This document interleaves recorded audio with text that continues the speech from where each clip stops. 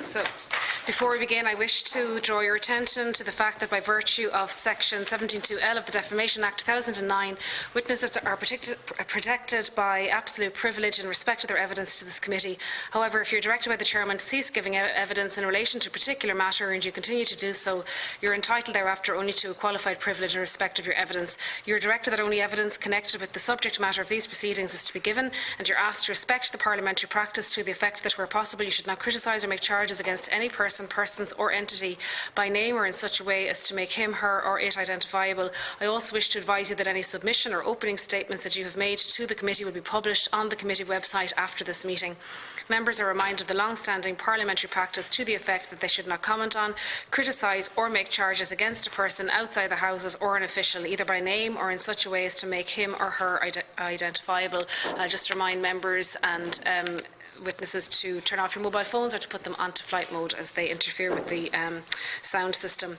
I'd like to welcome Mr Seamus O'Loughlin to our committee this afternoon, and I would ask you to make your opening statement. Thank you. Dear members of Joint Committee on Communications, Climate Action and Environment, first of all, thank you for inviting me today on foot of the RTE Investigates programme, ESB Leaks, which aired on 5th June 2019. The years preceding the broadcast, and indeed the weeks since, have been an incredibly difficult journey for my family and I. I've been unable to work since the 30th of May 2018.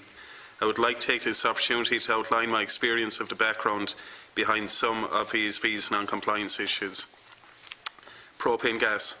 ESB network staff use propane gas primarily to heat plastic-type insulation. In April 2015, ESB network staff ignited high-pressure gas mains in Knockline, County Dublin. Subsequent investigation found serious shortfalls across three broad categories: training, documented safe system of work and safe tools and equipment. The risk was so large that the ESB Health and Safety Programme Board committed to resolving all the issues by June 2016. This commitment preceded my appointment into the role of Technical Development Manager. However, once I came into the role, I started receiving ongoing complaints from staff as regards hot works issues. What really brought the issue to a head was that most of the actions from the investigation were not started by December 2017, when a near carbon copy incident occurred in the UCD campus in Belfield. Thankfully, no one was seriously injured this time. I raised the propane gas issue as one of 20 risks in February 2017 in what I understood to be a protected disclosure. However, in the 12 months post-2017, I received 6 different instructions from senior management as to how to progress the propane gas issue, and despite my best endeavours, I received no commitment on resources, senior management buy-in or finance in this time. This led to understandable frustration on my behalf. I understand that full rollout has been happening since I submitted Protected Disclosure number 4 to the Minister in January 2019. Number 2, fluid fill cables. ESB Networks has approximately 120 kilometres of high voltage cables which use a mixture of fluids as an insulating medium. As per the agreed PR3 submission to the regulator, they contain 300,000 litres of oil. The annual leakage rate over the past 20 years averaged 50,000 litres per annum. This is a leakage rate of 17%. The worst years it ran at 30%. UK utilities using similar cables have a leakage rate of approximately 2% annually. ESB is an associate member of the UK-based Energy Network Association, which provides expert guidance on dealing with fluid fill cable leaks. The average leakage rate of 50,000 litres compare poorly against the ESB Network's policy target of 15,000 litres per annum.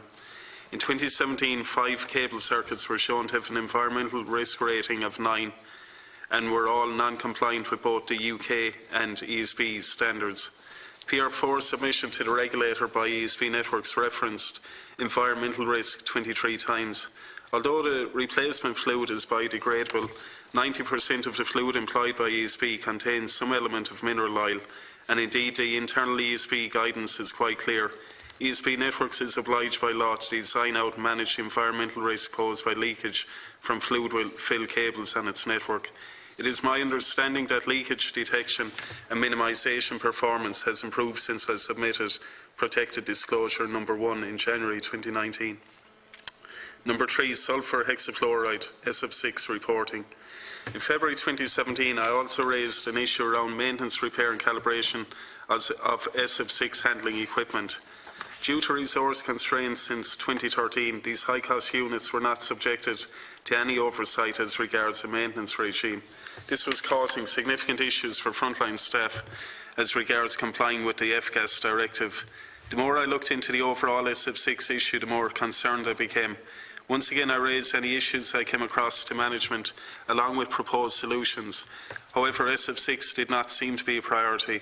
I escalated the money point leakage issue in August 2017, and I understand the reporting to the EPA was amended following this. However, after this, I was instructed not to raise any other environmental issues within ESB networks by a senior manager. Money Point 400 kV substation leaked more SF6 gas in 2017 than the entire of the UK transmission network. As per the F-gas directive, records are to be kept for 5 years. However, there has never been a national coherent approach to SF6 reporting, and our regime will not stand up to external scrutiny across any of the 18 high-voltage supervisor areas. This is an institutional fault, not any individuals. However, there is draconian personal liability which frontline staff may be exposed to if they knowingly keep topping up a leaking device. It is my understanding that significant improvements to the SF6 gas handling and reporting regime have happened since I submitted my protected disclosure number 7 to the Minister in January 2019. Number 4, flexible earths. In June 2016, I was asked to go to the UK to carry out an in-depth study of ESB networks earthing practices on foot of allegations being made by a supplier to ESB networks of earthing material. Rather than debunk these allegations, the study validated many of them and also showed other areas where ESB networks were not aligned with minimum industry standard in the UK. I expected that this report would be acted on within a reasonable time frame. However, it was not until the disaffected supplier contacted the Health and Safety Authority that ESB networks started allocating proper resources to resolve the issues. It is my understanding that further improvements have happened since I submitted protected disclosure number 4 to the Minister in January 2019. Summary.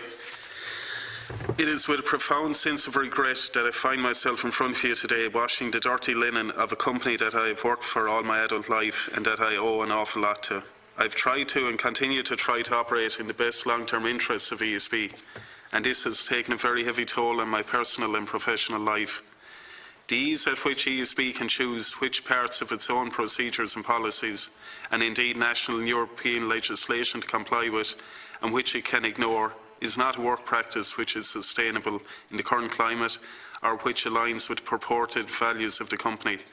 I take some succour that ESB is now more compliant and safer utility for its workers and also the general public on foot of my actions. I do not regret appearing on the RT Investigates programme ESB Leaks. However, I am perplexed as to how it ever got this far. I would like to offer my time to all state agencies in any subsequent investigations which require clarification on any of the issues which I have raised. I would also like to place it on record that malicious intent was never my intention. I was simply trying to live by the ESB motto, never turn the blind eye, and I was also trying to do the right thing for my colleagues' safety at what has turned out to be substantial personal cost. Thank you for your time, and I welcome any questions you may have. Thank you, Mr. O'Loughlin, and I'll start with Deputy Timmy Dooley. Thanks very much, Chair. And just to welcome Mr. O'Loughlin, I think we owe you a very considerable debt of gratitude for your courage in speaking out from within a very large, well-respected organisation. I think you have done a very considerable service to the company and to the country for raising such important issues, recognising that it had to be done in an unorthodox way. I suppose what I want to try to understand, first of all, is what's your current status with the company? I'm still off work. I've indicated that I consider we're still in mediation and I'm available for that. Okay. So I suppose the personal toll, it's not sustainable what my family and I are going through, so I want resolution on this, but there are also other issues I want to bring to the table. Okay, so you're off on leave or sick leave or stress-related leave. So that stress came about as a result of your making these declarations, or as a result of you going public, or? It was in the lead-up. I made what I believe to be a protected disclosure in February 2017, and just my professional life became increasingly difficult since. So maybe just go back a little bit then from making the protective disclosure. So you have a senior role in the company, responsibility for health and safety matters.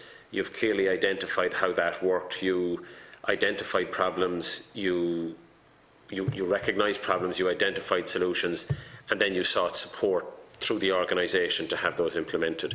Do you believe that the organisation failed to respond adequately to you when you raised those issues, the issues that we now are all aware of? Yeah. Like, we were coming to the end of a safety transformation programme, and I suppose the company, and I understand why they would do it, but the company were trying to push that this has been a resounding success. I got appointed into my role in February 2016, near the end of that transformation programme, and I suppose I was raising issues up the line that were inconsistent with what we were telling the workers. Okay.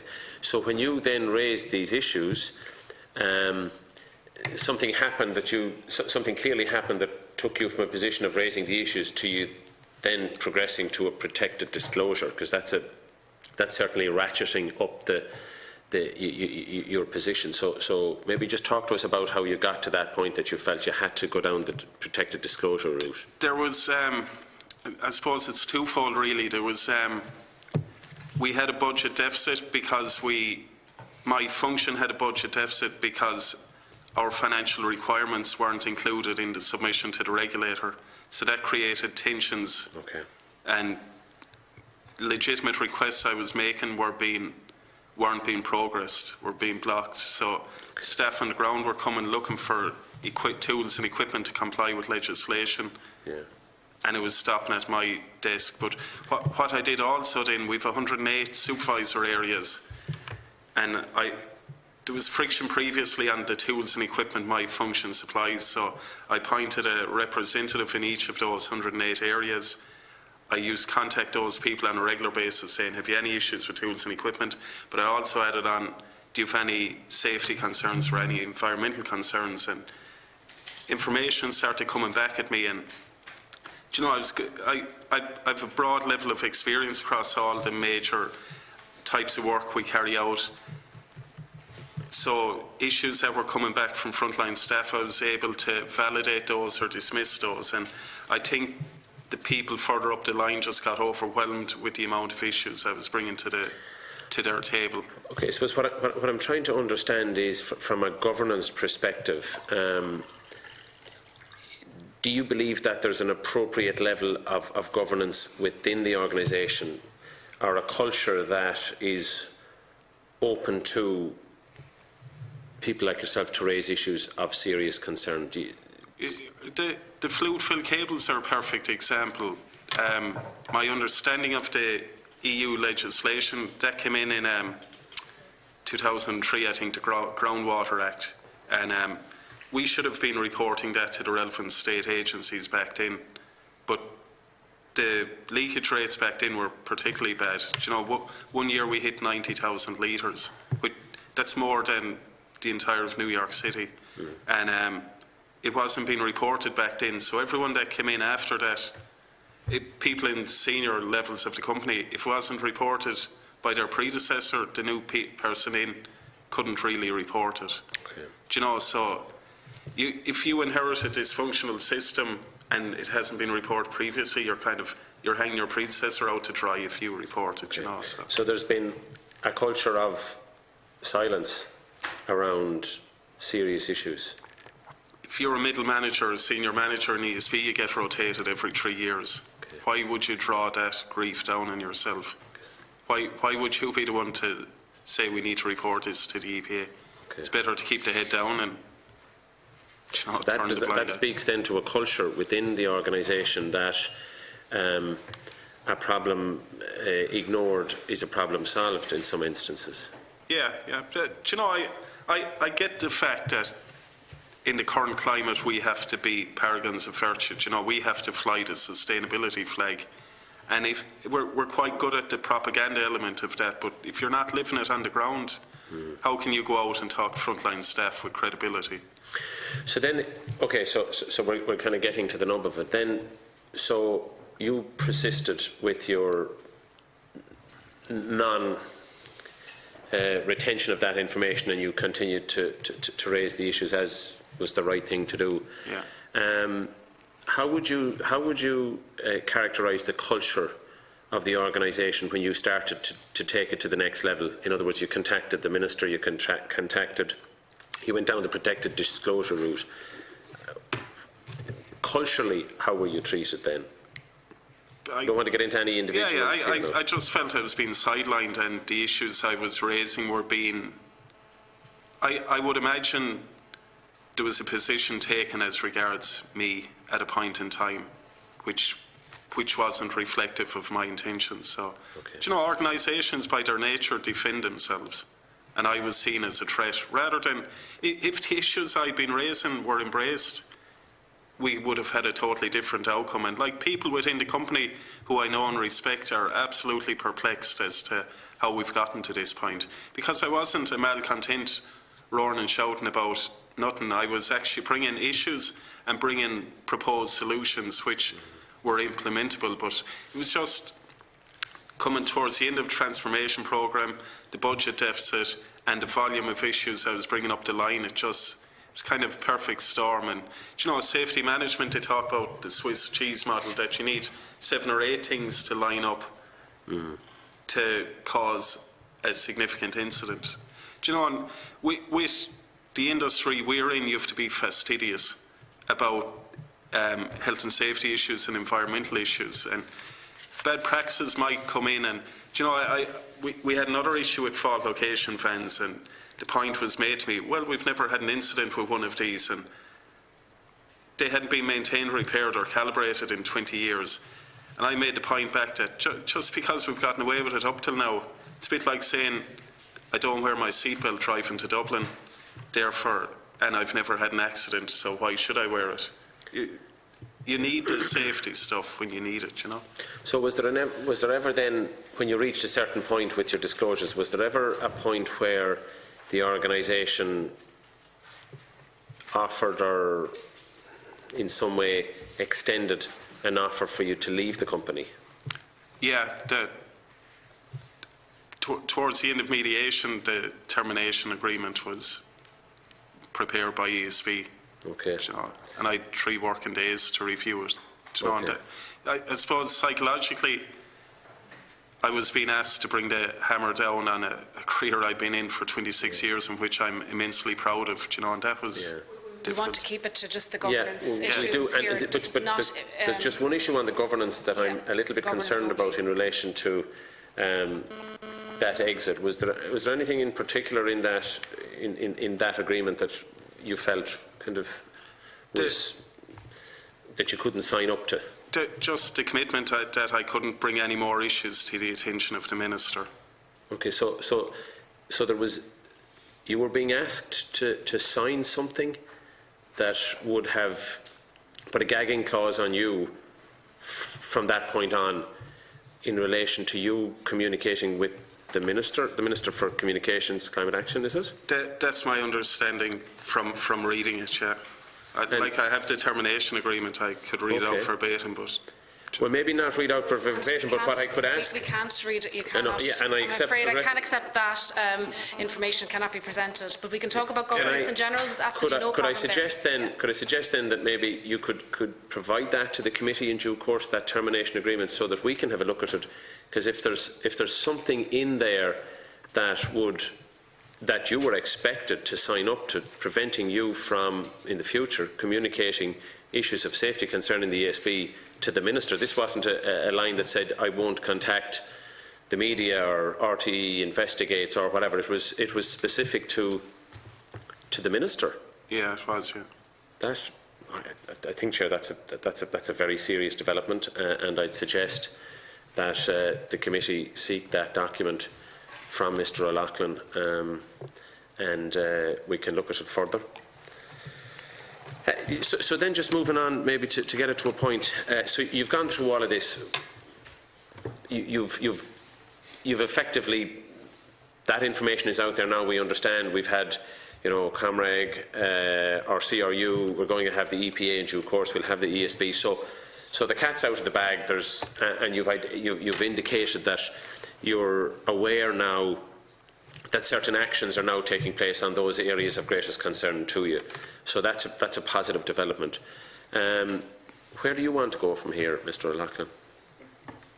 Like the programme finished up, that it was always my intention that I want to be part of the solution. Do you know what? The issues I brought to the table, any of the ones I was allowed to act on, have been successful. Do you know, I suppose I bridged the gap. I was a frontline staff member myself. I've been in a cable joint where a cable exploded. I've fallen down a pole. Do you know, I've walked in the shoes of the frontline staff. I'm good at interpreting what they say, debunking the stuff that's just kind of vexatious, and bringing legitimate issues up the line. So I want to be part of the cultural change that has to happen in the company. Do you know, and I said it in my opening statement, I don't take any delight in the fact I have to come up here today and wash the dirty linen of a company who are going to be, we're an integral part of the climate challenge we as a country face. Do you know, it's all looking at electricity issues, and do you know, the more fair-minded people within the company who've reached out to me since the programme have said I've done the country and the company a massive service, because we no longer have to pretend about the fluid-filled cables. There's far greater rigour in relation to the SF6 gas. All the issues that I've raised, my understanding is they're being acted on since January in a meaningful manner. Do you know, if this had been embraced 2-3 years ago, we'd have never ended up here. Do you know, even the ESB are going to come in after me. I know these people at the other side of the table. There needs to be some resolution on the interpersonal stuff. We can't deal with those issues here today. Are you okay, Deputy Dooley? Can we move on? Yeah, Another question? Yeah. Is there anything else you'd like to add? No, I'm happy enough with that. Do you know, like, we brought out this booklet in 2013, Safety Strategy Handbook, and like, I've read that cover to cover when I got appointed into the role, and I've tried to live by the values and the guiding principles in there. Do you know, that we're a proactive company, we're trying to identify issues before they happen. So. I'm going to bring in other colleagues, if that's okay. Senator Joe O'Reilly. Yeah, thank you, Chair. Can I, at the outset as well, welcome you here and acknowledge your very successful career within the ESB.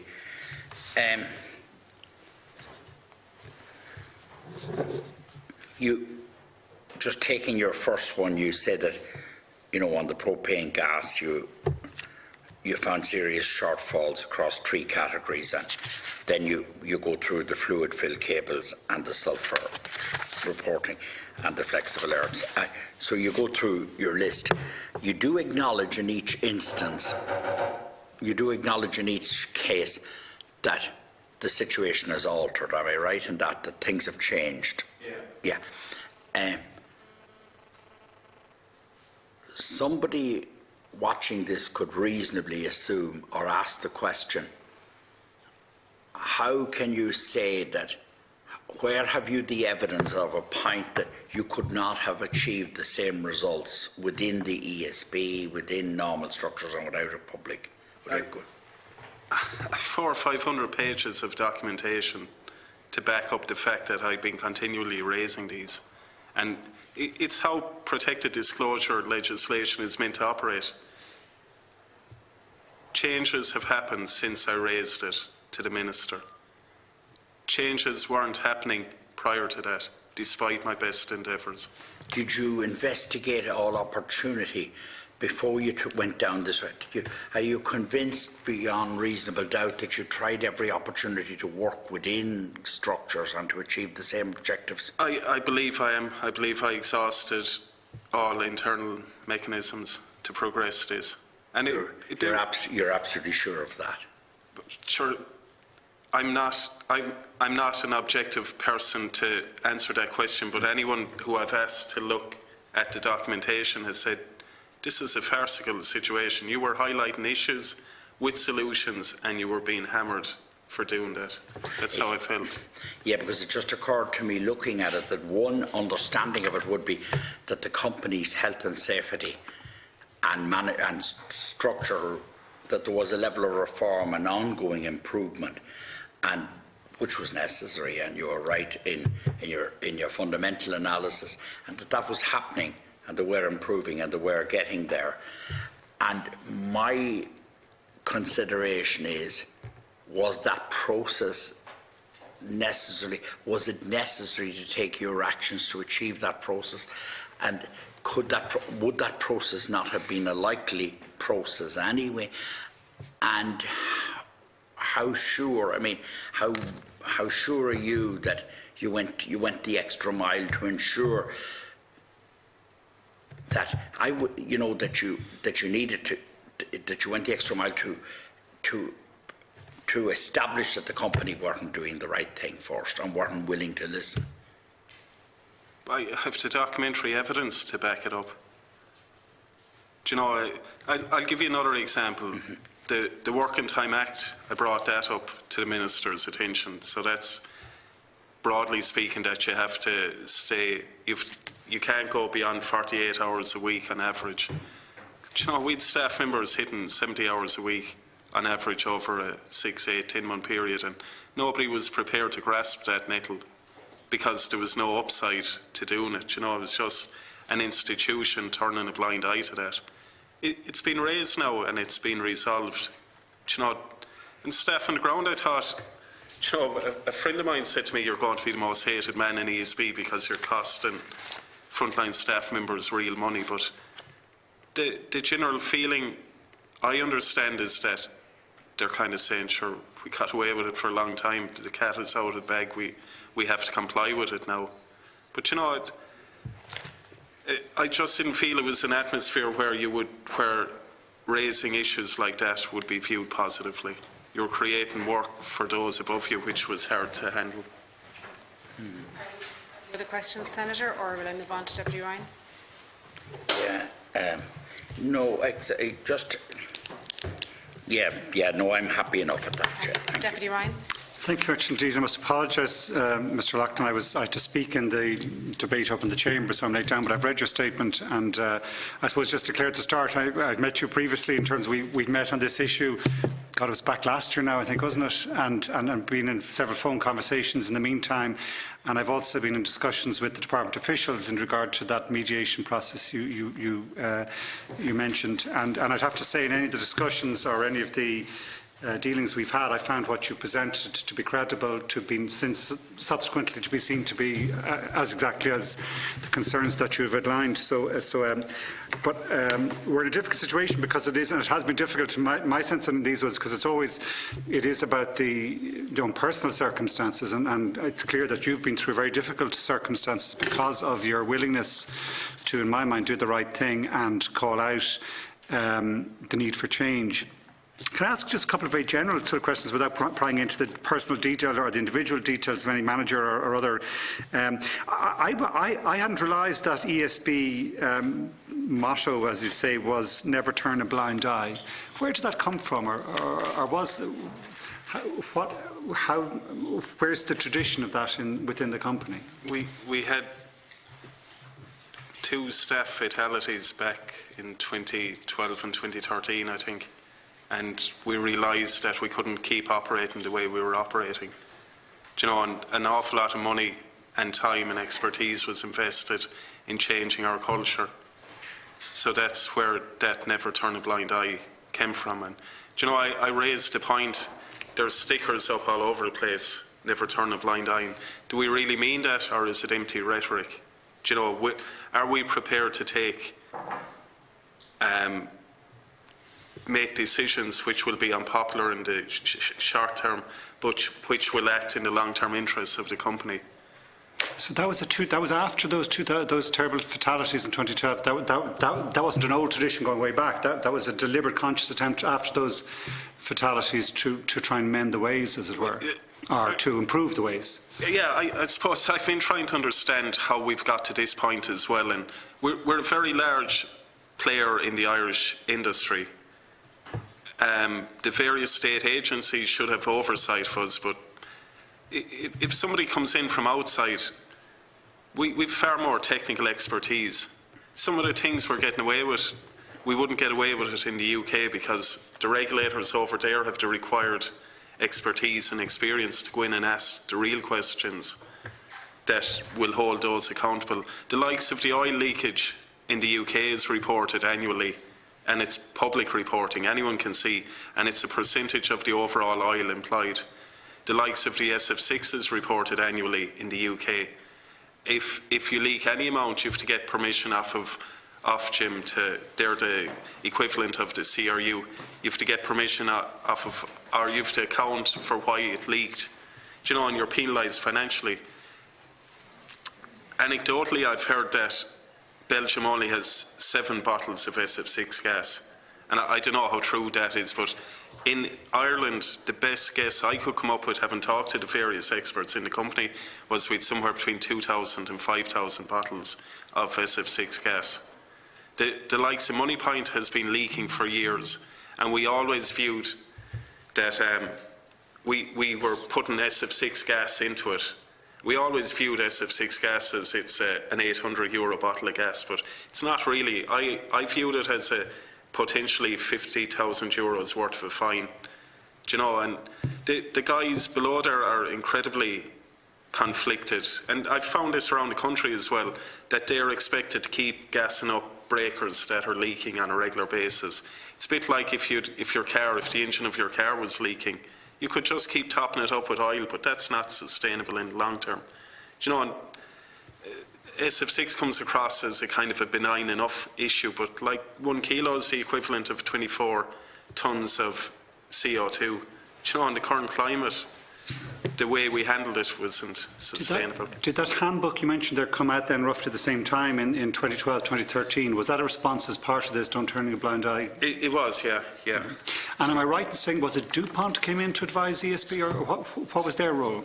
Yeah, they're industry experts, so they came in externally to show where we had areas for improvement, how we could up our game from a safety performance point of view. Okay, and just again, the details, slightly personal detail, but just for background, you completed a postgraduate certificate in health and safety in UCD. Yeah. Was that kind of part-time while you were working, or how did that work? Or? Yeah, I did it prior to moving into safety.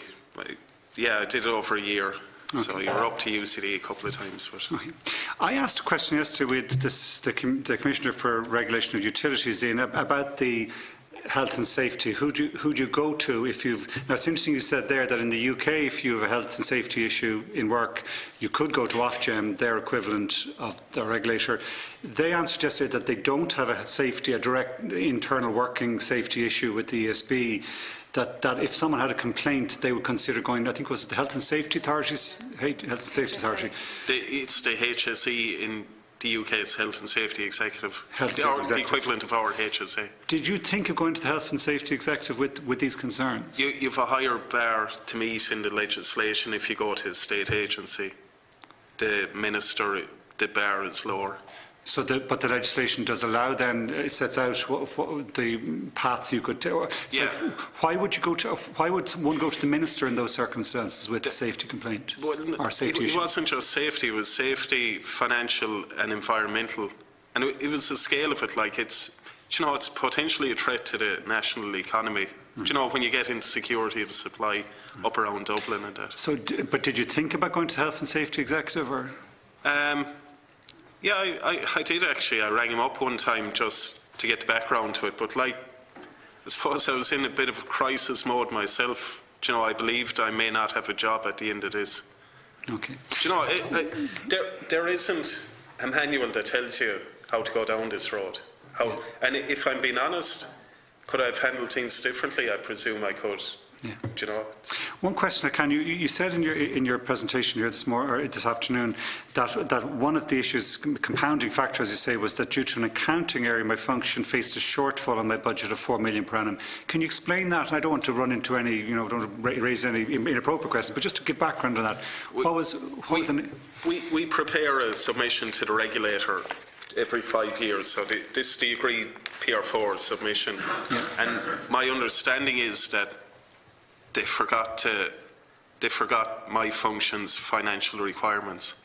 And so when the crew mentioned yesterday that there had been a budget allocated in PR4 of, I think it was 25.4 million, was it? 20. It was 20.4 in PR3, I think. But I think only in PR3, only a small percentage of that had been spent. Was that in relation to the gas? Cable? Yes, sorry, that was in relation to the cable gas, the cable oils rather. Ironically enough, the fact that it was a 20+ million euro shortfall is far easier to fix than a 20,000 euro shortfall, because people further up the line have to actively engage in resolving that. And it did get resolved, but it just caused tensions that I'd no active budget to work with. So in PR4, they hadn't included some of your safety budget as one of the regulated asset approval from crew. Yeah. And therefore your budget was somewhat constrained, was it? Yeah, it was, yeah. Run-of-the-mill issues, we could resolve it within our own function, but if something required significant financial muscle, that was outside. And what type of things might have been cut back because of that? The cable fault location fans. These are units in the back of a transit fan that if you have a cable fault, you inject a high voltage pulse to locate it. And with units that were there 20 years, that there was no maintenance regime around them, and you had ridiculous things like there was one unit the lads had to put it on a pallet because they were getting shocks off it. It's disconnected from the ground, so it's a timber pallet. It's strange because from my experience of utilities, and if you're going abroad, let's say with the IDA, and you're visiting a major potential investor into Ireland, one of the things you always go with is look at our stability of our electricity grid system, look at the level of forced outages is very low traditionally, or typically, particularly given some of the stormy weather we have. Investment in fault location is not a small, that's a critical part, I would imagine, of that, keeping that figure, not just for safety, but also for performance standards. Being good at that, you would have thought is kind of mission critical in a way. But I was bringing issues up the line as logically as I could, and they weren't being acted on. Okay. Crew mentioned yesterday that one of the kind of difficulties now was in relation to this, to the mineral oil in the cables, but it more widely applied that the ESB within that period, 2013, 14, 15, the sort of period that we're concerned about in a way here, had a significant contraction within the capital budget, put a strain on its ability to kind of meet certain capital spending areas. Did you have a sense that, or do you think that was part of the problem in some of the difficulties you ran into? Yeah, I've a very good understanding of the regulatory model because I worked in asset management, and I was involved in revising down the PR3 submission with the recession the country was going through. So we had to pull back in an awful lot of projects. And if CRU allow us 20 million, but if we can't raise the capital on the international bond markets, it doesn't count for anything. But replacing the fluid-filled cables in Dublin, it doesn't generate an awful lot of cash, and it's very resource-heavy from a management perspective. It's far easier build a €100 million substation down in Kerry, let's say, because you can contract that out and you get that onto the RAB, they call it, the Register of Asset Base, whereas a cable out here, outside the door, it's just so heavy on management resources, and you might only be adding 2 or 3 million to the RAB at the end of it. Were you aware that under PR3 that there had been such a significant underspend on that? Or? I was only aware from yesterday from hearing the CRU. But it's interesting you cite that this problem, it goes back to 2003. It probably goes back a lot further, I'd imagine. Some of these cables have been in place since the 60s and 70s, I guess, isn't it? Yeah. And as you say, it's publicly reported in the UK, or what the New York figure is. So this is not. it's not, while it's maybe not a glamorous or maybe not a career advancing kind of tough work to be doing. Yeah. It's not insignificant that you've 90,000 litres back in 2003. We still have 40, 30, 40, 50,000, whatever it is in recent years. For an issue like that to be an ongoing issue for 15 at least, plus 20 years, when you raised that as a concern, what was the response from the company? I raised it at a point in time verbally, and I was told that the year I raised it, I was told that we're under 15,000 litres, which is the company policy, and that we're compliant with legislation. And in fairness, there was a dip there for, I think it was 2016 and 2017, but it was an aberration more than anything else. Do you know, and if you apply the UK figures, if we should really have our policy should be 6,000 litres per annum to align with the UK ones. That's a 2% leakage rate. You said there that you were aware under the 2003 groundwater directive that we had an obligation to refer any such leakage, over the level leakage, to the relevant authorities. Did you raise that with the ESB, or was that? No, but that wasn't really my remit. But I suppose where the genesis of all of this is the propane gas kicked this off, and the highest risk area for propane gas was in Dublin, because that's where most of the cable jointing work goes on. And when I met with the various people, the frontline staff members, it was a bit of a joke that we're still getting away with the level of fluid leakage that's going on. Do you know, ESB, on one hand, are saying, oh, the fluid we're putting in is biodegradable and this, that or the other, but in the PR4 submission, they continually highlight how damaging it is. Do you know, just a quote here, several of the programmes are largely justified based on environmental impact. Fluid leakage presents a challenge to ESB networks, which is both costly and environmentally damaging. You just can't have that level of leakage going on. And I suppose the elephant in the room is the rate of replacement of the cables. If we're not replacing these cables in line with our commitments to the regulator, the problem is growing exponentially. Do you know, I don't fancy our chances of getting into work here in the morning on time if we start digging up half of Dublin. Last question if I have, Chair. And as I said, I was tangentially involved in terms of just having conversations with the department and so on. But you did, as part of this mediation process in the last 6 months, 8 months, you were kind of in touch with the department, and they. I mean, it'd be useful just to summarise what role they had in terms of how did they fit in within the attempt to get it resolved in a mediated way. Well, I made my submissions to my three initially to the Minister, and then I met with his nominee. I understand he'd step back from it. I met with his nominee on a number of occasions.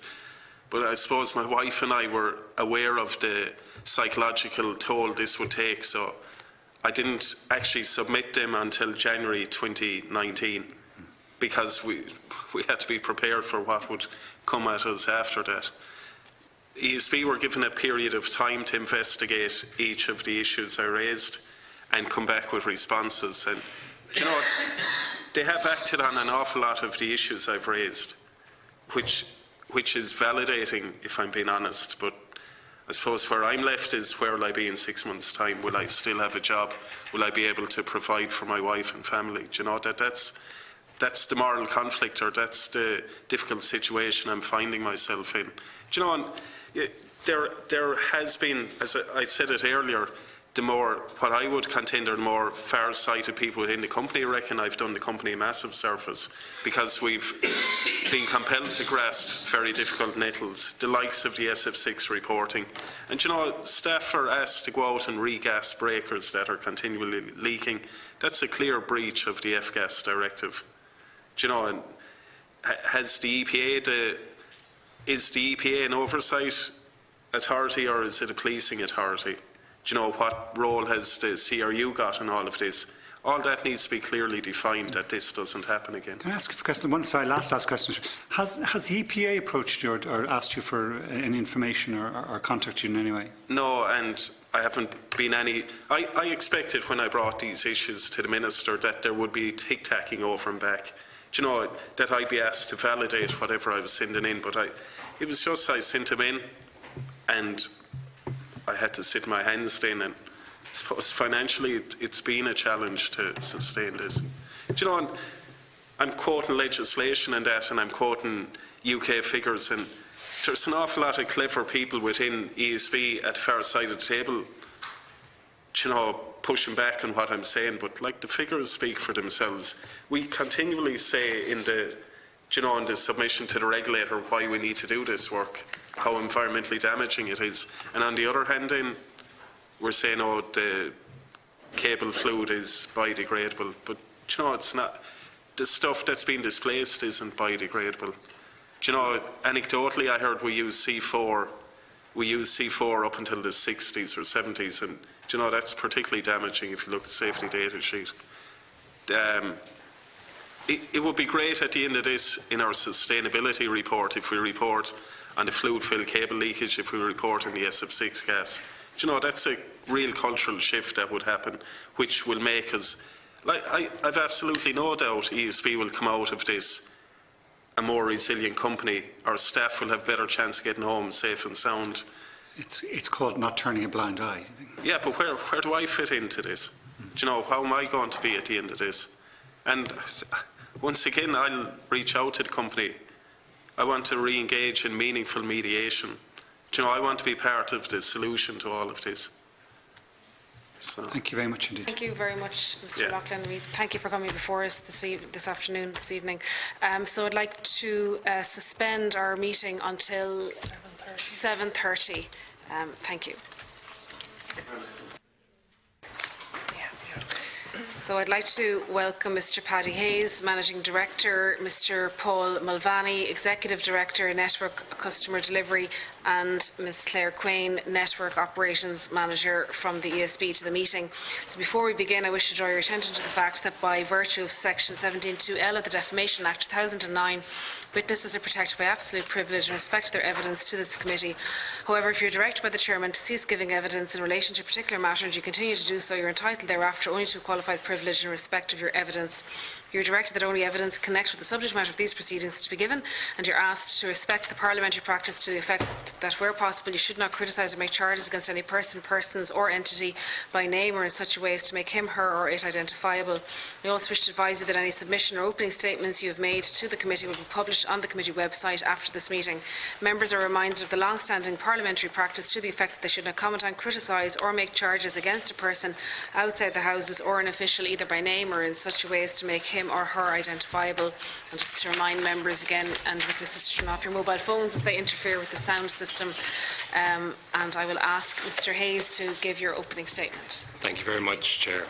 Thank you, Deputy Naughton. Thank you for the opportunity to appear before the committee and to address the matters raised recently on RTE in relation to ESB Networks operations. So ESB has always been a company that strives to do the right thing. For over 9 decades, we've worked in and with communities, enabling development and better standards of living. Over that time, we've evolved our work practices, we've adopted new technologies, and we've dealt with the legacy of older technology in a proactive way. Notwithstanding the fact that in recent years we have made significant progress in relation to the safety and environmental issues raised in the programme, we do recognise that we can do more. So I'd like to address a number of the significant matters raised in the recent programme. And at the outset, I note your advice. The 3,000 staff of VSB Networks install, operate and maintain the electricity distribution system, and install and maintain the electricity transmission system. And we use our network of over 180,000 kilometres of lines and cables across the country to connect and to provide services to 2.3 million customers in homes, in farms and in businesses throughout the length and breadth of Ireland. Our role is connecting people and businesses to the electricity they need. And ESB Networks also has a key role in supporting the National Climate Action Plan. We work to create a brighter future for the communities we serve, to lead the transition for a low-carbon future powered by clean and renewable electricity. And this involves connecting more renewable generation, so that 70% of electricity comes from renewables by 2030. And we distribute that clean electricity to facilitate the decarbonisation of heat, transport and of industry. So the programme raised fluid-fill cables, and I'd like to touch on that now. And without wanting to minimise in any way the challenges we face relating to legacy fluid-filled underground cables, they were, for many years, the technology of choice for electricity networks in cities all over the world. That leaves ESB, along with the many worldwide utilities operating city networks, with the ongoing challenge of managing fluid-filled cables for many years to come, albeit these cables now make up less than 1% of Ireland's underground cable network. The fluid is an essential component of the electrical installation of the underground cables in question, and the fluid is readily biodegradable. Notwithstanding this, we do know that it's important to minimise and eliminate the leakage which can occur, for example, as a result of damage from construction activity or deterioration of the outer casing of the cables. And we've taken many concrete steps to improve, and our current performance in 2019 is comparable with that of our international peers and comparators.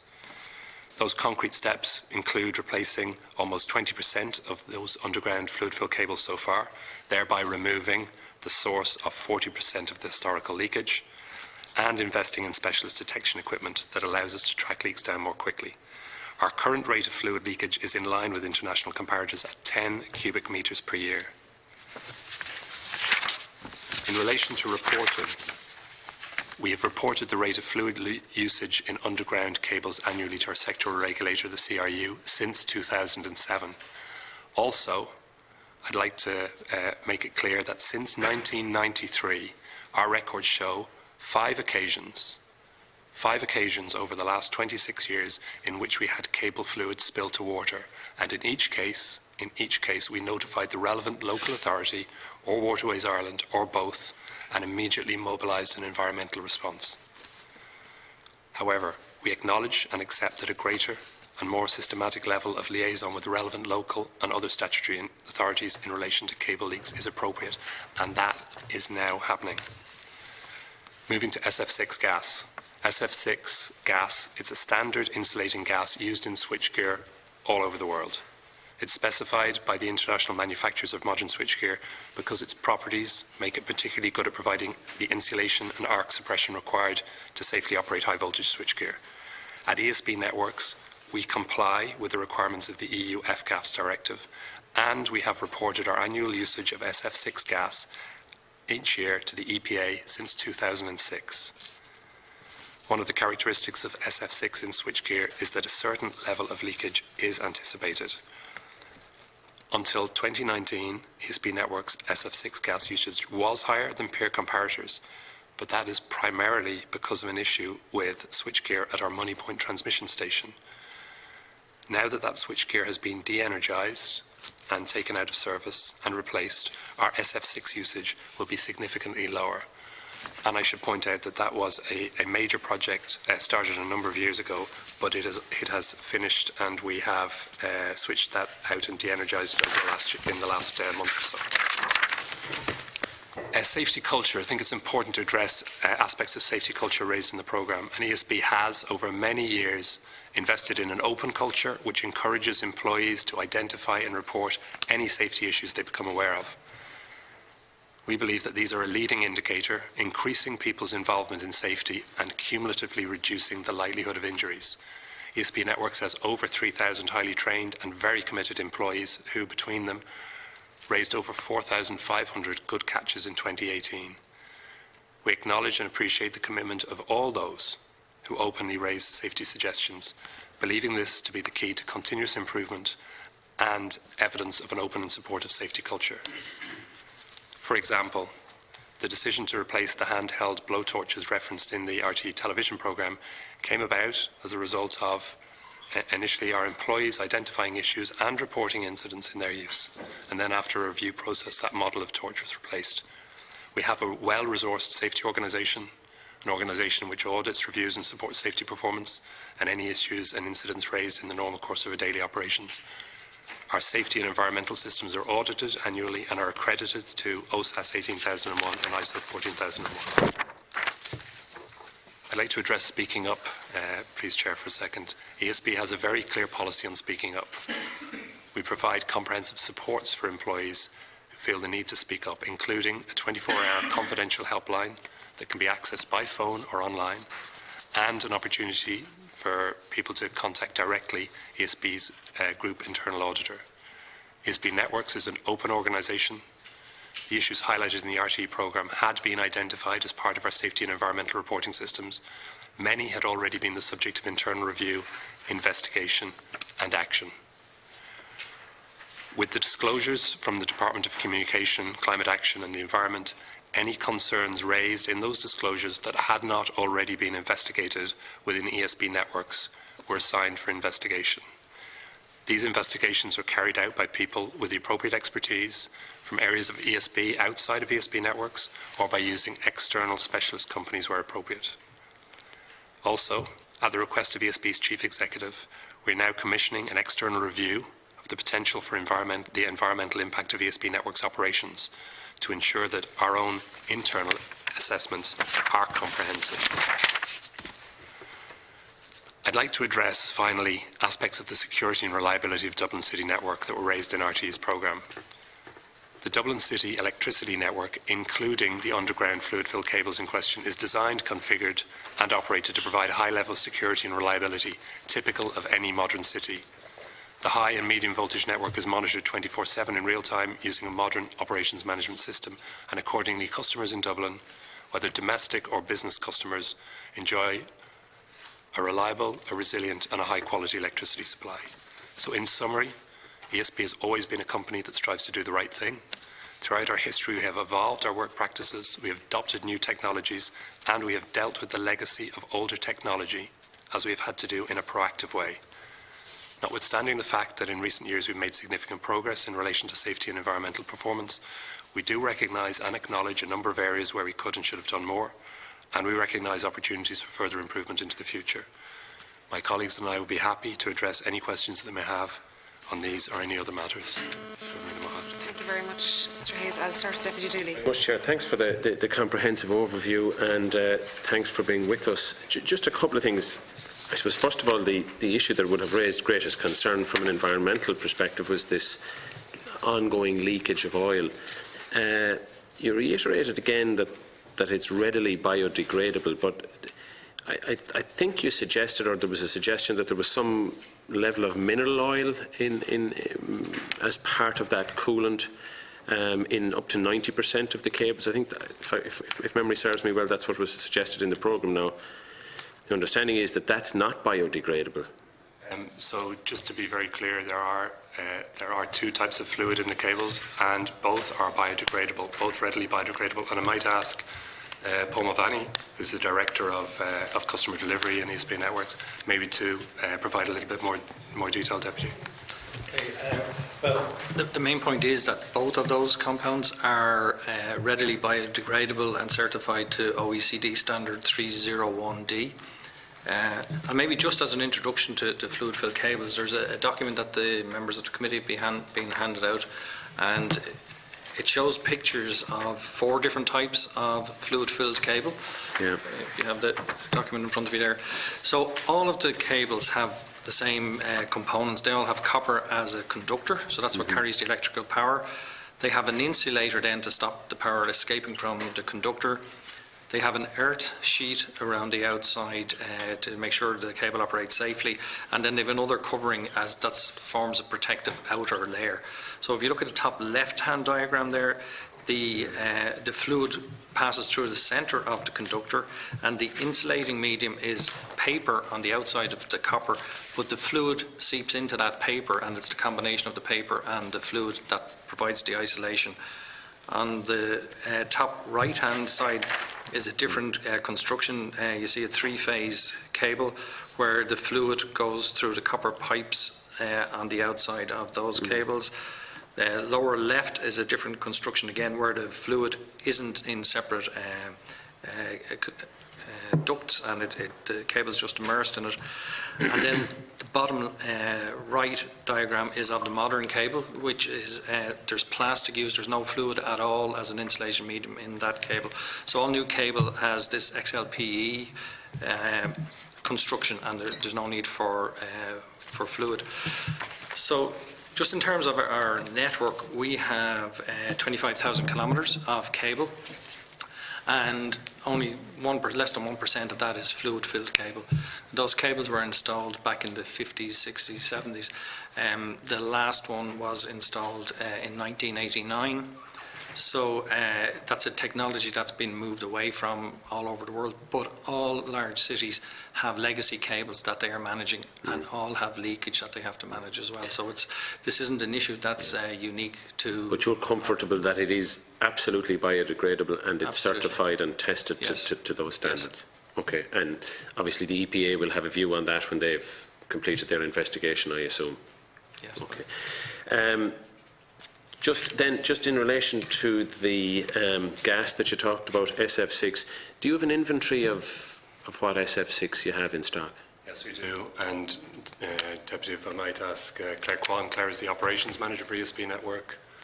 And, So, yeah, no, I'm happy to be able to talk about SF6 gas. I think, first of all, it's really important that the members of the committee understand that we've been reporting SF6 usage since 2006, since the F-gas regulations came into effect. And so we've been doing that, I suppose, since then. In addition to that, and I suppose we've been saying this, and as Paul said, we've been around for 90 years, and we have equipment that, I suppose, is old, and we manage it, and we've equipment that's new, and that's just part of what we do. So we have legacy equipment, and it's a challenge to manage. So could you provide the committee with an inventory of the SF6? If you don't have it with you, maybe you can just provide it to us. So I suppose I can talk about SF6, absolutely. So we know we have a list of the equipment that we have for SF6. So we have that. We obviously report, because we report annually on it for the EPA, how much usage we have. In addition to that, I suppose it's important that we, understand that we manage SF6, and we do that through a suite of procedures that we have, and I suppose those were rolled out in 2015 and 2016. And then in addition to that, we obviously have to manage the usage, and we do that through containers, and we have an inventory of the containers as well. And I suppose... And you say what the gas is stored in, yeah? Yes, exactly. So you know exactly, you have a full log. Yeah, so you can see there actually, because you have a picture. Yeah. So first of all, there's, and as I said, look, we were kind of saying that there's legacy equipment, and obviously we replace equipment on the network.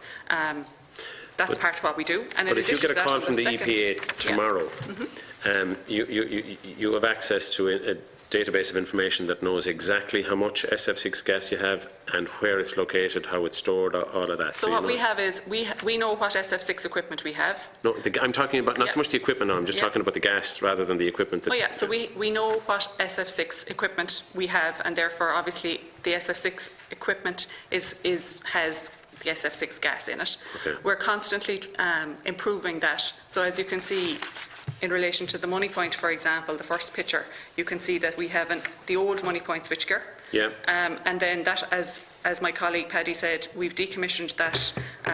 We de-energised that just there in early June. And obviously the last of the circuits went into the new switchgear. And by, we'll be, the next stage then is to decommission it. And then you can see on the right-hand picture the new switchgear that's been put into Moneypoint. And just to give a sense of scale as well, then you've got the old Moneypoint switchgear. From the height of that is roughly around 7.5 metres, and the new gear is around 3.9 metres. Okay. So technology evolves all the time. So obviously the level of information we have then relates to what information we got from the suppliers at the time of purchase, and that obviously improves as the technology evolves, because the regulations have evolved over those years as well.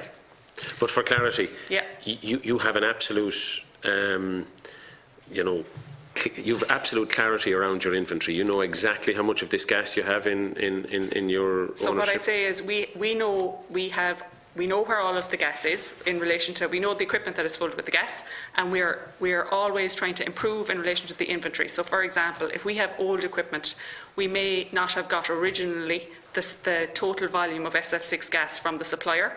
So, in that old equipment, that may not be readily available. But obviously, we have an estimate of the SF6 gas that's in that old equipment. For the newer equipment, obviously, it's in compliance with the new regulations, so that will be very clear. So, if you like, what we're doing is we're constantly evolving, and that's when I go back to the fact that we're dealing and managing with legacy equipment because of the fact, that's what it is we do. Fair point, so, yeah. No, that's understandable. And then, just not to hog all the time, you talk about speaking up, Mr. Hayes, and that's important.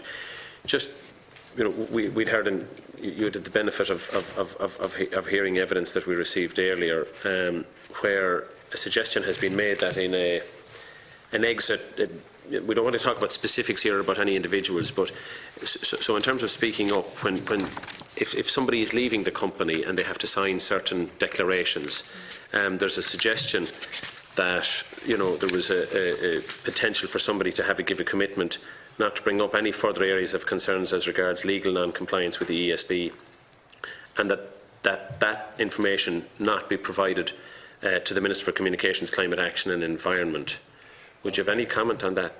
Yes, I would, Deputy Dooley, and I appreciate you giving me the opportunity to set the record straight in relation to that. So I heard that comment and the interpretation of that clause in the agreement, and can I be absolutely clear that that is a fundamental misinterpretation of the clauses of that draft agreement, firstly, and in fact the very opposite of that is the case. But is that clause in the agreement, is there language to suggest that an individual would not communicate further with the Minister for the relevant Minister in relation to issues of safety or concern? The way in which that particular clause has been interpreted, I think, it's fundamentally and absolutely not the case. Okay. It's the opposite. So, I understand. Sometimes context is everything. So it's in a particular context, I assume. But Mr. Hayes finished his answer, his reply. Sorry, yeah. But you're not disputing that clause is in the agreement.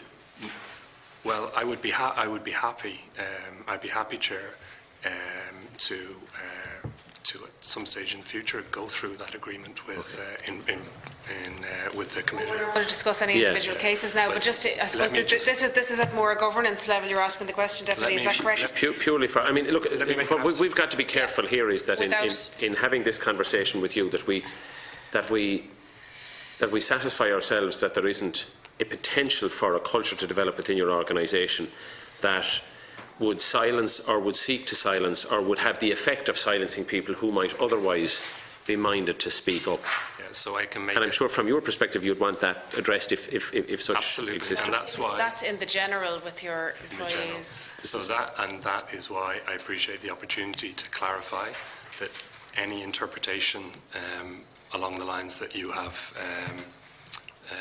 suggested there, Deputy Dooley, is in fact an entire misinterpretation of the terms and the intent of any draft agreement. In fact, the opposite is the case, and I'd like to, gives me the opportunity really to speak to this. We encourage all our staff to speak up. We are really appreciative of staff speaking up. We believe it's part of the culture. We have actually we've looked to increase the level of reporting of near misses, of good catches, of safety opportunities. We've brought that up to a level of about 4,500 last year, and every one of those is an opportunity for somebody in the organisation to have a dialogue with the business about opportunities for safety improvement. So it's quite the contrary to any suggestion that we would to any other suggestion. So then, just I suppose on a final point, then, just to give us some confidence around how how a whistleblower might be treated. So we might have some concerns that these issues, based on what was captured in the programme, that these issues really were only addressed when they were escalated to a level of a protected disclosure. So obviously we'd be concerned that it would take that level of, that an individual would have to go to that length or those lengths in order to get the attention necessary to address those issues. And I think by your own admission and by the admissions on the programme, or the discussion on the programme, that a lot started to happen once these protected disclosures were made. Would that be a fair characterisation? Well, I think in the round, if we look at the evolution of the company, and we look at the retirement of legacy equipment and the building of new equipment, the switchgear that Claire was talking to you about earlier on, that programme that was a major capital replacement programme. That switchgear replacement cost in the order of 100 million. So that didn't start today or yesterday. I think the capital approval was in 2012. So it's a capital approval in 2012, and followed by a long-term commissioning of some equipment, tendering for it and buying it, installing it. So at any given point in time, we have a range of issues that where we're managing the past and we're investing for the future. So, but having said that, absolutely everybody who brings an issue to us in terms of an opportunity to improve or a concern about safety, that's an opportunity for us to make a difference. And I would say, to take one example, for when we investigated the first protected disclosure to the Minister in relation to fluid-filled cables, our investigation did come up with the finding that there was an opportunity for us to improve our liaison and our reporting with the local authorities particularly, despite the fact that we had reported each and every leak to water over the last 26 years. There was an opportunity to do that better, and we have now put in place with each of those local authorities a protocol for reporting in the event of any future leakage. So it has been an opportunity for us to improve. I have some regrets then that it took an individual to go to those extreme measures to highlight an issue in order for that issue, the one that specifically that you mentioned, to actually be addressed. Yeah. Have some regrets that your internal procedures were not better. And I accept you're a very big organisation. There's a lot going on, so there are surely lessons to be learned from this experience. Would you accept that? I think in relation to that particular issue, I think I'm right in saying that that Seamus hadn't raised that particular issue within the company, or at least formally within the company beforehand. I suppose I would like to think that everybody in the organisation feels that they can expose issues, bring issues to the surface, and that they will be dealt with speedily and effectively. From the start of this the process where I think Seamus started to make the first. I would avoid, please, naming names. Okay. We don't want to talk about individual cases. You can talk about your structures within the ESB, how you deal with complaints, but please, I don't want any names mentioned here because it's not appropriate. Thank you. Thank you, Chair. Deputy Stanley. Thanks, and thanks to the guests for coming in. I suppose, look, just in opening it, I was shocked by the contents of what was in the programme. My sense of the ESB is a big professional organisation. I was a former employee for a short time, for 3 years if I recall it, and that's certainly, you know, the motto that never turn a blind eye. That certainly would have been the motto even back then, and that's a few decades ago, and a little bit along with it. And you know, you would be seen as being a reliable company, you know, with safety, huge emphasis on safety, and on, you know, workers being well treated, and all of that. So look, you know, anything that when an issue like this crops up, there's obviously concern out there. And the other thing I want to say to you is that, you know, there are a number of projects that you will need to carry out, you know, over the coming years, because with the electrification of transport, and, you know, there will be greater electrification of any sectors, you know, with climate change. You will have a huge network upgrade to do. There'll be new installations going in. There are some planned. You have planning permission for some of them, and it's important. It's important for us as public representatives, and it's important for the public to be able to defend and stand over your record as our company, state company, that you're safe pair of hands in terms of constructing networks, putting in installations, operating safely. And I'm saying that, that's the way we want it to be, and I'm sure that's the way you want it to be. So, the revelations in the programme, they are damaging. The situation regarding, whether it's oil or whether it's fluid or whether it's biodegradable. And I understand in the real world that, that there's equipment and there's infrastructure that was put in, 40, 50, 60 years ago, and now it's gone past its best by date. And the water network is the same. There's a challenge in terms of, replacing that. But you can understand that it's better that we know what's wrong, right?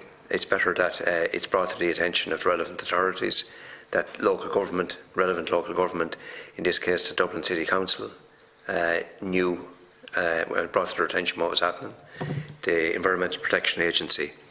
And just in terms of the, you say that what leaked out of the underground cables is in fact biodegradable. Okay, so, but a confidential ESB document, a leaked document, that says out that you had been fully aware of the environmental hazards caused by those leaks since 2009, and that's obviously an area of concern. It went on to say that, and I quote, the Inchicore circuit presents the highest environmental risks owing to its route, which runs parallel to the Grand Canal. When the very poor leakage, so that shows that that concern was there at that point, and the environmental impact was severe. I went on to say that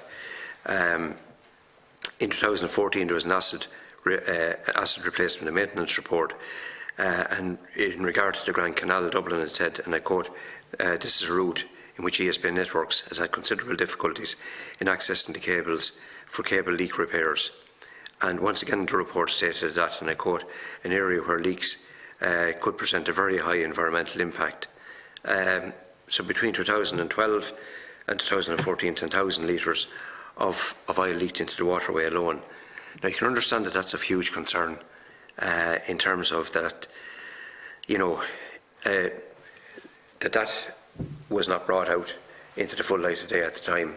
The other thing I want to say to you is that the CRU was in yesterday, and you have to make a pitch to them in terms of if you want to do a spending programme, if you want to do a capital upgrade. And as I recall, I don't have the document here with me, but as I recall it from what we got yesterday, that you look for spending between 2011 and 2015 for upgrade works of this type for 20 million, and there was only 6 million, as I recall it, used. And just what I'm trying to balance up in my head here is that, and I'm trying to be fair to you, why, if you had to go ahead, and I understand that was during the austerity period, and you were subject to austerity like all the rest of us, but why, when you had authorisation to spend 20 million, was this allowed to go on? And why was there not a more open process in terms of, dealing with this? It's always better, no matter how bad it is, it's always better that the relevant authority knows what's happening. But you might just stress that. Yeah, I'll bring them in on this.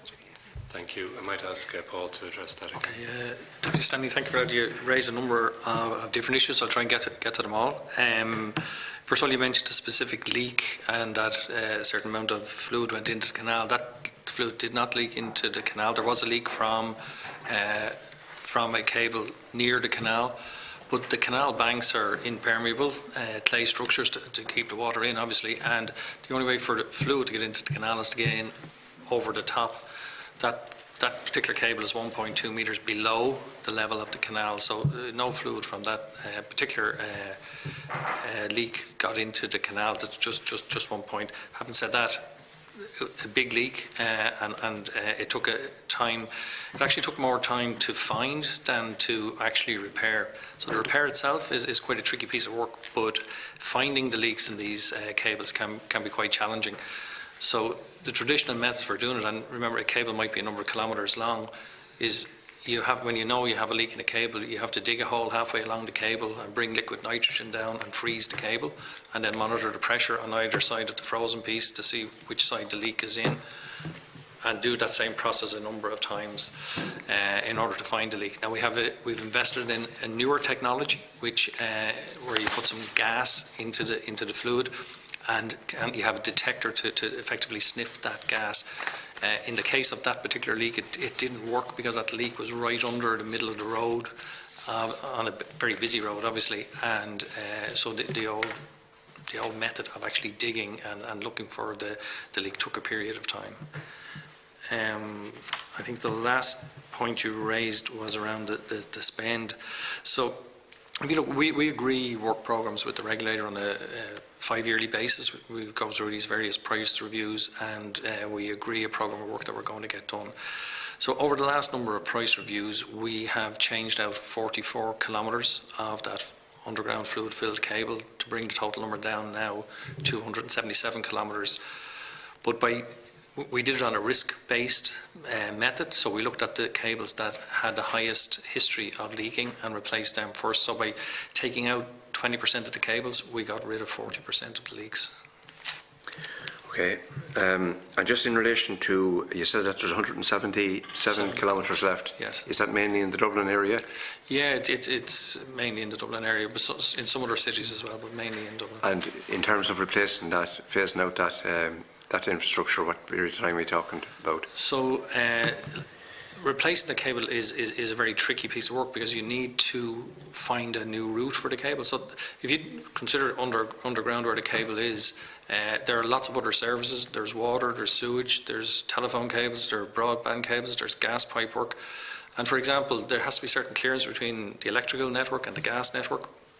And actually finding routes to replace those cables is really, really challenging.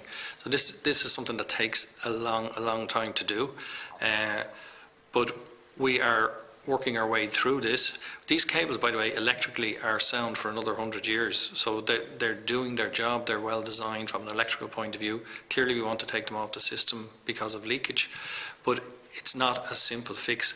To replace all of that cable in Dublin would be the equivalent of 70 Lewis Cross City lines in terms of the disruption that we'd cause around the city. So it's something that we have to manage and do in a controlled manner. Could I just ask in relation to, according to the CRU yesterday, the committee, DSB told the CRU 4 years ago that's performed to a very high standard in terms of environmental performance, and the CRU said took your assurances at face value. Was that a factual position to relay to the CRU? And did specifically the DSB inform the DPA or the department in 2009 or prior to 2009 regarding those leaks? So yes, it was. Yes, that was the position, and yes, we stand over that. So our report to the CRU said that we're in substantial compliance with environmental legislation, and we are. In relation to 2009 and who we reported to in 2009, I'm not clear. We reported certainly to the CRU. You're not sure whether you reported it to the EPA or to the department? Did you report it to any local authorities? So, sorry, Deputy. Yes, in relation to a number of leaks. So, any leaks that went into into a watercourse since 1993, we have reported to the local authorities and/or Waterways Ireland, and in some cases to the EPA. So, we have made a number of reports over the years. While Mr. McIlvanney says that it didn't leak into the canal, and that's, it would take a lot of tests to ascertain that. But what we do know is that tens of thousands of litres leaked into the soil and into the area close to the canal. It's of huge concern that you're not able to state exactly when this was reported to the relevant authorities, either to a local authority, DPA, or to the department. That's a crucial issue, that when these issues come to light, that didn't happen. Yeah, so what we have done is we've looked at the systematic reporting of leaks. We've talked to and we've put a protocol in place with each of the local authorities. That's already in place now, looking forward from now on and looking forward. Equally, we've put a protocol in place that looks back at any areas of potential leakage, that looks with the local authorities at whether there was any potential for environmental damage. Now, we don't believe that there was, otherwise we would have reported, but we absolutely do not believe that there was any environmental damage. But we have put a protocol in place, and we have already engaged external environmental specialists working with us now to look back at any area where we had a significant leak to establish whether there was indeed any environmental damage or whether we're correct in that there wasn't. Could I ask in relation to the 170,000? 177 kilometres. 177 kilometres out of 25,000 of cable remaining, yes. of this type of cable remaining. Are there leaks along sections of that? Yes. That are of concern? We have one known leak today, which we've informed the authorities of, and we have 3 suspected leaks, and we are engaging with the local authorities on all of those. And in fact, we have details of all of this on our website as well. And could I ask you, and I know it's a challenge, you outlined that in terms of replacing it, I understand that, but in terms of how quick this can be identified, if it leaks, how is it identified? Just briefly, is some way on the system that shows up? Yeah. So and the other part of the question is that, and can action be taken to remedy, at least carry out remedial works, until such time as there's replacement? Yeah, absolutely. So, so there are pressure gauges and head tanks. The oil is in head tanks on either end of the cable, and there are pressure gauges. So we can monitor the level of the oil. Now it fluctuates up and down as the cable heats up and cools down as it's loaded, but we know if there's a leak based on that. So once we have a leak, we then have to find it, and I went through that procedure as to how we actually find the leak, which is it can be an arduous procedure, but it is absolutely possible then to repair that cable. If you just have a leak in the cable, it's not damaged permanently. It can be repaired, and then, as I say, the more troublesome ones on a risk basis are being changed out. In relation to the 2 issues of concern here, I suppose, from the public's point of view, one is that the infrastructure is safe and your networks are safe. But the other issue is, and related to it, is that in the case of where a whistleblower does come forward, or where it's brought to the attention internally within the company, which you say is your policy, and we'll accept that. But, obviously the programme throws up question marks around that, and I'm not going to go into that for legal reasons, because obviously, there's only a certain amount we can say here. We can't identify or deal specifically with an individual case. But you can understand from the public's point of view, watching that, that's the key issue. That if there's first of all, that's safe practices, that the company is professional in the way it carries out its business, but that when there is something wrong, and to use your own motto, that people don't turn a blind eye, you depend on the workers to up their hands and say, we have a problem here, that it's not, that they're not swept out the door and the problem's brushed under the carpet. That's the key issue here. I just might speak to the safety culture maybe. We have a lot of safety structures in place in ESB. So we have local safety committees all around the country who can report up through a national safety committee. So the staff members all around the country have the opportunity through their local safety representatives to bring any areas of concern to the committee, which comes up then to the National Safety Committee where those issues can be addressed. So that's one way it may be done. Another one is we have a computer system called Shield, whereby anybody can raise any issue on that system. That issue is tracked, it's actioned, and all those actions are tracked. So that's another way of doing it.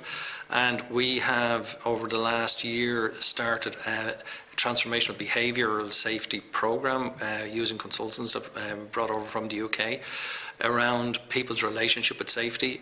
And as part of that, we have set up 30 local leadership teams, and we have then a business unit leadership team. And that's really looking at, as I said, people's relationship with safety, the psychological side of safety. So the local safety committees tend to deal with the processes and procedures and rules and regulations and equipment and the physical things. And the behavioural side and the relationship side is dealt with through this Safe and Sound programme. So we're really anxious to engage with the organisation around safety, and we do it very, very actively. And just one part of the question wasn't answered. Just in relation to, when leaks are identified, how quickly and how successful can remedial works be carried out, just to deal with that? So I said the remedial work is the easier piece. It's finding the actual leak can take time. So we have invested in new technology with this sniffer vans that we can put this gas into the fluid, and if that leaves the cable, then a van driving by can take a sample of the gas. Then there's a gas concentrator, and then there's a chromatograph that studies that gas and can pick up a concentration. And assuming that gas is penetrating the ground, you can hone into a 3-metre radius of where the actual leak is. And the works to repair it, is that successful? The works to repair, yeah, they are successful. They might take a number of weeks. But they are successful because they have to be done safely, and and they're highly skilled. Repair of these old cables is actually a very highly skilled job, but repairs are absolutely successful. Okay, thanks. Can I just get a little bit of clarity on Deputy Stanley's questioning there, just to make sure I've understood it correctly, that you say you reported these leaks to Crew since 2007, and as you know, they appeared before us and they said that they have absolutely no role other than to approve the spending of the money to fix the leaks. Am I correct in what you said here, that you're not clear whether you reported the systematic leaks to the EPA? No, I think I misinterpreted the question in relation to 2009. So we are clear that we have any leak since 1993, that any leak of our cable fluid to water, we have reported to the relevant local authority or to the Waterways Ireland or to both of those.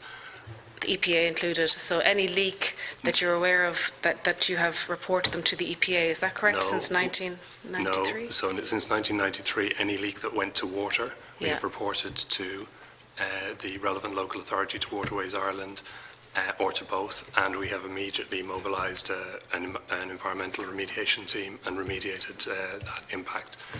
We did not report those leaks to the EPA. Are they not the relevant authority, the environmental authority, to report to? No, our understanding is that in relation to leaks to water, those we should be liaising with the local authorities and Waterways Ireland in that regard. And not the EPA? And not the EPA. Okay, Deputy Ryan.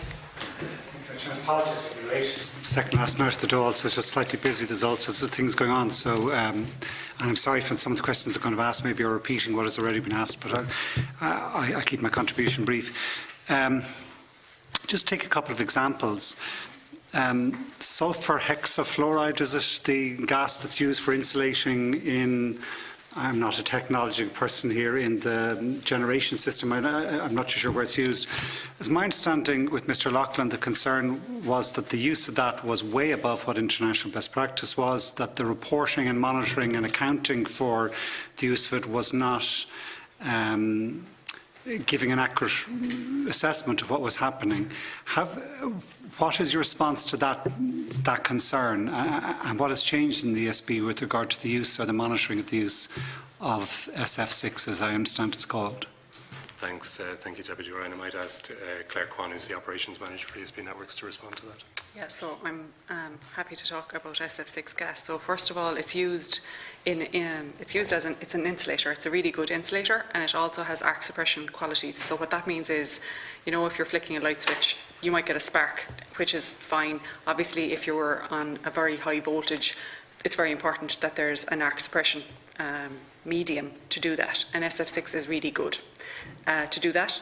So that's why it's used around the world distribution and transmission systems as an installation, because you can, as a consequence, then the equipment can be much smaller than if you were using a different medium, and obviously that's important when we're trying to build stations, which are obviously absolutely required in urban areas or whatever, where ground can be, where land can be difficult to get, right? So, but it's used all over the world, and that's kind of why. Now, it is governed, it is a greenhouse gas, and we're very mindful of the fact that we have to manage the usage of it. So obviously in 2006, the F-gas directive came out, and that was then updated in 2014, and I suppose what we do, we're constantly improving, right? So we have equipment that has SF6 gas that has been on the system for, it's been in use for a long time. So, so the Money Point, for example, was built in around 1980, and obviously this goes back to the fact that we're always trying to get better, and we are always trying to get better. So in 2015, we had a suite of management procedures of how to manage SF6 procedures and how you deal with it and how you manage it. And in addition to that, then we're obviously looking at the inventory, and I spoke about this just a short time ago, around the inventory of equipment that we have, so that we're keeping a record of what we have. Again, we're constantly improving on that, as I explained already. The older equipment, because of the regulations at the time, the exact amount of gas that was in that kind of switchgear was not required at that time. Obviously, the newer equipment that we have would be all in compliance with the regulations as they currently are, and it will be very clear exactly how much SF6 is in that type of switchgear. But we're always trying to, I suppose, improve the inventory. So that has been happening. In addition to that, then we obviously need to, because there is some leakage, and we absolutely acknowledge that the leakage rate in comparison to other international utilities is higher, and part of the reason, or has been higher, part of the reason for that is because of the older switchgear that was in Money Point, that, as I say, was put in the 1980s. That has now been replaced by the newer switchgear, and we're already seeing the impact of that, because obviously when you have to build a transmission station, it takes a number of years to actually retire the old and bring in the new, because it needs to be, it's quite a big job to do that. So it takes a number of years, but you can see that our usage of SF6 in 2018 is significantly is less than what was in 2017, because we had already, if you like, moved some of the switchgear, some of the circuits from the old Money Point switchgear into the new Money Point switchgear. So I suppose that's, so that's what it is. It's important to realise as well that in the overall context, because I think that's, it's relevant, in the overall context of all of the CO2 emissions that Ireland makes. So Ireland has an emissions of 60 million tonnes of CO2. And if you equate the SF6 usage, say for last year, to the overall context of what Ireland emits, it's 0.027% of the overall. Now, that's not to try and minimise the fact that we have to manage it, but it's just to set it in some context. 23,000 times the potency and greenhouse gas emissions. Yeah, so it is, and that's why we have those, if you like, that's why it's so important that it's managed, and we are trying to, we can show, and I suppose that's why we're improving. Would it be fair to say that Mr. Loughlin's drawing this to the attention of the ASB was one of the reasons why those figures in the recent year is so much lower than it had been in previous years? So what I'd say there is, the main contributor to that related to the Money Point, and Money Point, as I said, is actually a very significant project. So that started, I suppose, we originally started that Money Point project back in 2012 was when we actually originally envisaged it, when we got the capital approval. Then obviously it took a number of years to do design, purchase of equipment. So I suppose that piece of it has been in train, but there are other I suppose initiatives that we have been doing. Was that part of the sulphur scrubber project going in Money Point? Was it? Or no, that was earlier. No, that's and I'm afraid that's, as I understand it, that's on the generation station. Okay. So I wouldn't be familiar at all with that. This is the substation. You think the reduction in the use of and the proper monitoring of those gases would have happened anyway, or? So what I'd say is, in relation to the Money Point, that was in train for a number, for a long number of years, as I said. In relation to, there are other initiatives that we've been putting into place for a number of years also. the F-gas directive changed in 2014, and so there was a suite of management procedures rolled out of SF6 in relation to the management of SF6 in 2015, 2016.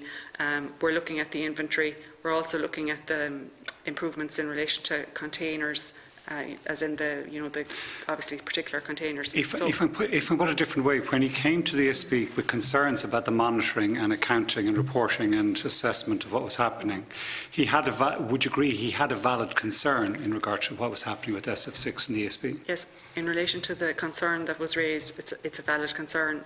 What I'm trying to, I suppose, explain is that ESB takes the responsibilities around the environment and management of the environment very seriously, and that's why I was trying to, I suppose, we're trying to improve all of the time.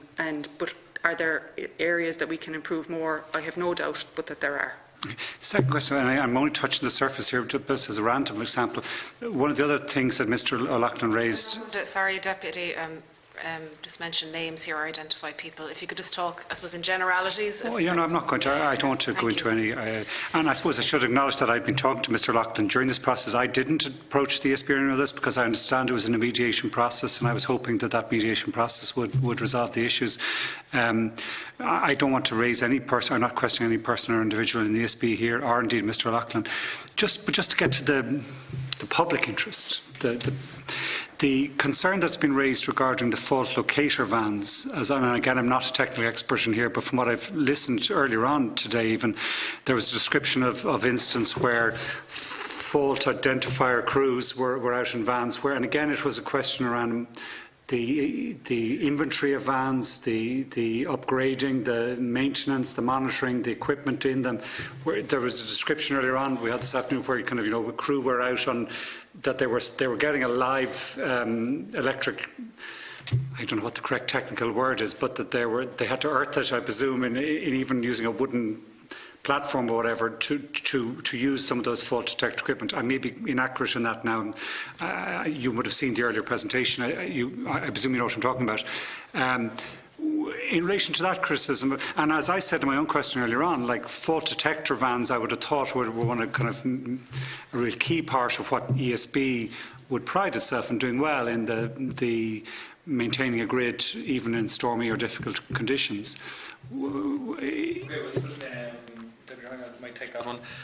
First of all, just to be clear, when I was talking earlier on about leak detector and a van, we're talking about a different type of van here, just for clarity, okay?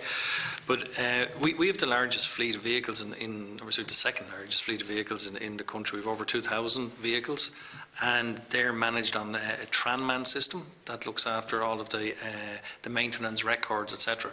So all of the vehicles are maintained to a standard. Now, I don't know what particular fault detector was spoken. I'm not familiar with that particular incident, but any equipment that would be deemed to be unsafe or not usable or whatever is taken out of service. We don't use faulty equipment. We don't put people in harm's way. So I'm not sure the specifics. My understanding, and I don't get into the specifics here too much because I'm not knowledgeable enough on it, but that there was an example where, if I recall right, I'm going on memory here, there was something like 14 vans in the inventory but 30 in existence, that some had been in operation for 20 years but there hadn't been any maintenance or proper accounting of the actual repair and maintenance of those vehicles. Did the ESB change or look on the basis of the protected disclosure? Has the ESB changed the way in which it monitors or manages its fault repair equipment in those vans? So we have a section that looks after our transport, and a recent check of that Tranman system would confirm that everything is up to date in terms of maintenance and repair reports. There may have been issues in the past, but I can confirm as of today anyway that they're all up to date. Did the ESB on grounds, on the basis of the protected disclosure, find that what Mr. O'Loughlin had been saying was happening with regard to those vans was an accurate assessment? I'm aware of one case where there was an inventory issue which has been identified a number of years ago and has been sorted out. Okay. Third issue, and this is the last I'll go on just on the technical ones. And I'm sorry I just got the end of your question by Deputy Stanley. with regard to this leak of mineral oil on surrounding the cables in the Dublin area particularly, and I'll be very local here. You say, Mr Mulvaney, that the incident in the Royal Canal hadn't led to any leak of the mineral oils into the Royal Canal. There was another leakage, as I recall, as I understand, under the River Dodder in my own constituency, so I have a particular interest. Can you confirm whether that leaked into the watercourse in that location? I don't know a particular leak. I know that we have had 5 leaks to water over the last decade or so, and that they were all advised to the councils. We may have it.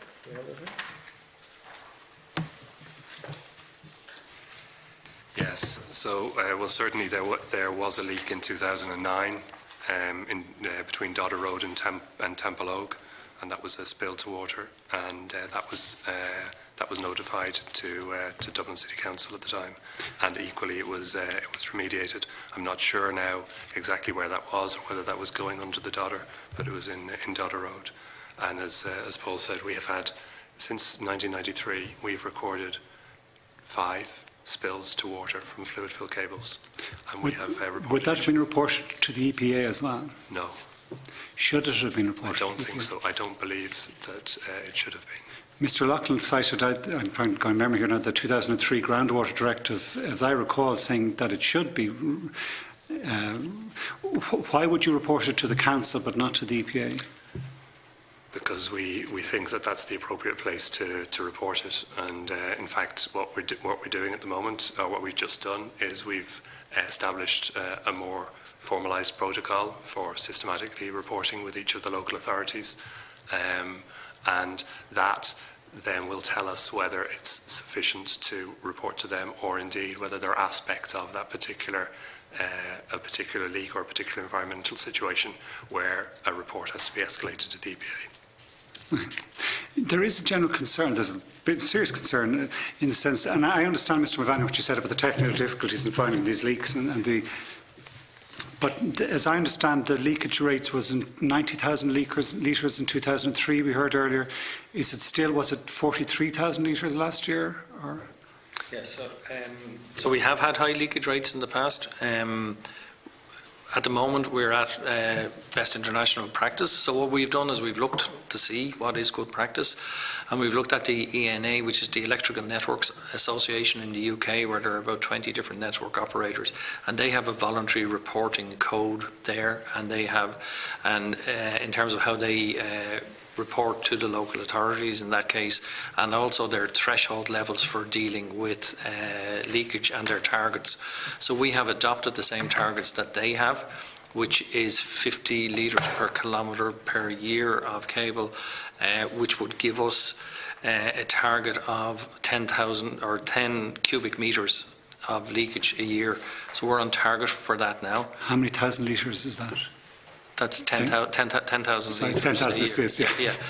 So that's their target. They actually don't achieve that. Their leakage rate last year was twice that, but we're achieving it at the moment. And are those mineral oils soluble? Yeah, we covered earlier. They are biodegradable. They are actually readily biodegradable to an OECD standard. Can I ask another question just in regard to the crew, the presentation we had here from them the other day? They were citing the fact that in the PR3 there had been an underspend in this subcategory in relation to this budget line, a budget line of 20 million for that 5-year period, but the expenditure had been, was it 6 million roughly? They weren't able to update us as to what the latest estimate is for PR4 in terms of that budget line. Can you give us any indication of that figure? I can. So, like what we did in PR3 is actually, if you go back to PR2, we replaced 14 kilometres of cable, and in PR3 another 19. So over the last number of years we've replaced actually 44 kilometres of the cable. Now we have, at the moment, we have from memory 23 or 4 kilometres of work in progress in terms of replacing those cables. Now, these are, just to be clear, these are multi-year projects, so it's a case of finding a route for the cable. I think you just came in at that, we were discussing this earlier, where we have to find a route around the city or under the city streets that avoids the other services, and there's a lot of congestion, etc. These projects typically take a number of years to plan, and we would certainly acknowledge that the CRU has made adequate funds available. This isn't a funding issue. They allocated roughly 25 million in PR4 for this project item. We're in the 4th or 5th year, I think, of that 5-year period. Can you give me any indication of what the spend is to date within that PR4? The spend is still relatively low because we're at the design stage for a lot of those, so there'll be more physical spend at the design stage is quite low. But the figure of 26 million is for all underground cables. So there are other underground cables. There are cables with paper insulation that don't have fluid, and there are gas insulated, nitrogen gas insulated cables. So we're replacing all of those on a risk basis. So of that roughly 25 million, there's around 12 or so is for the fluid filled cables, and we're spending about 4 at the moment, but we're designing more. So that will run into PR5. We are at the end pretty much of that PR4 period, and to have spent 1/3 of the budget in the last 6 months of the 5-year period would seem to back up Mr. Loughlin's contention that this maybe doesn't get the attention that some bigger, more kind of easier to do, because this is difficult work. But it would seem to back up his contention that, again, in the second 5-year period, we've only spent 1/3 of the budget that was allocated for what is an important project. Yeah, well, as I said, there is work in progress. It takes a long time to actually complete these projects, and they are, as you've rightly said, they are really tricky. These are not easy projects to do. But as we are doing these projects, we're repairing leaks, we're keeping the leakage rate down, and we're managing what we have, these legacy cables. We're managing what we have as we work through a replacement. Do you have any assessment what the leakage has been in the first 6 months of this year? Is there any? Yeah, it's on target to hit that 10 that we spoke about. So it's been around 5. Okay. I don't want to go into the personal details here because I think that's so. I leave it at that. If I can. Thank you very much. Thank you, and I would like to thank you for coming before us today. And our joint committee stands adjourned until 10 a.m. on 11th of July. Thank you.